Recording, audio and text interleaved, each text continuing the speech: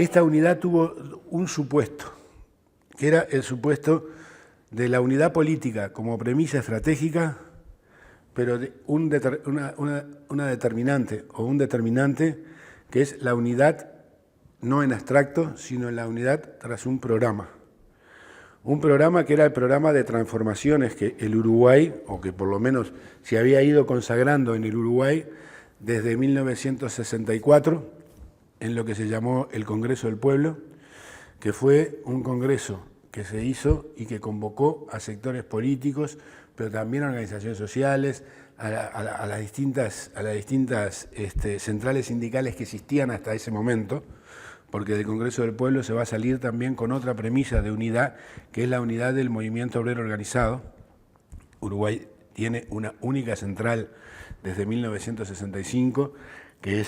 primero fue la CNT, hoy el PICNT, que es la unidad política del movimiento obrero organizado, tiene una única central, una única federación de estudiantes universitarios, tiene,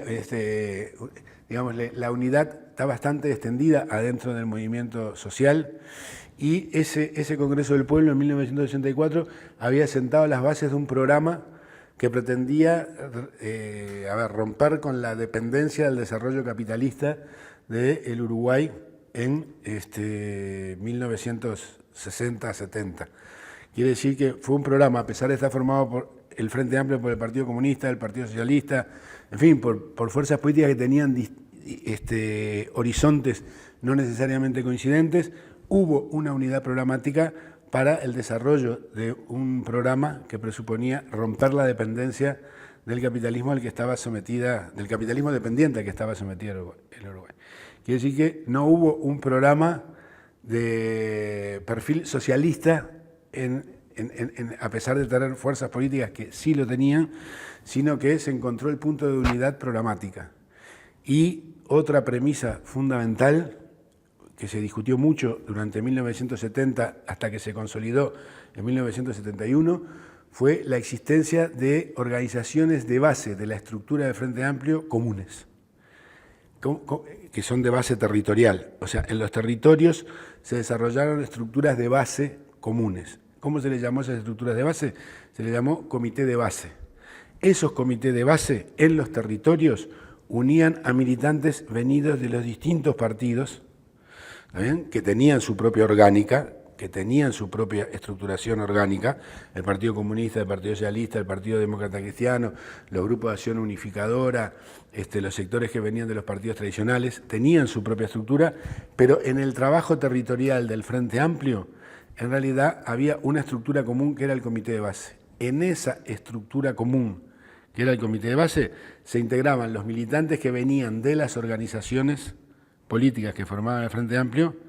y se integraban también ciudadanos independientes que no tenían partido político y que no tenían ningún tipo de adhesión a los partidos políticos.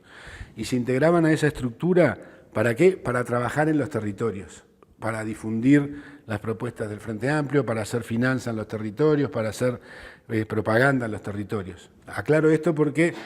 esta particularidad del Frente Amplio, que hasta el día de hoy permanece,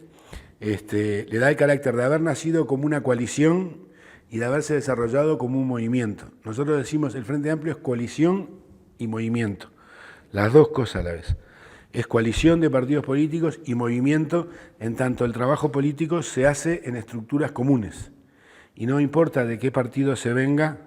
se trabaja adentro de esas estructuras comunes.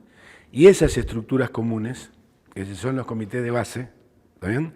tienen su propia mesa del comité de base, le decimos nosotros, que es la dirección del comité, tiene su secretario de organización, su secretario político, su secretario de finanzas, su secretario de propaganda, y esa unidad es la unidad para el trabajo territorial, sea en los barrios, los municipios o a nivel departamental.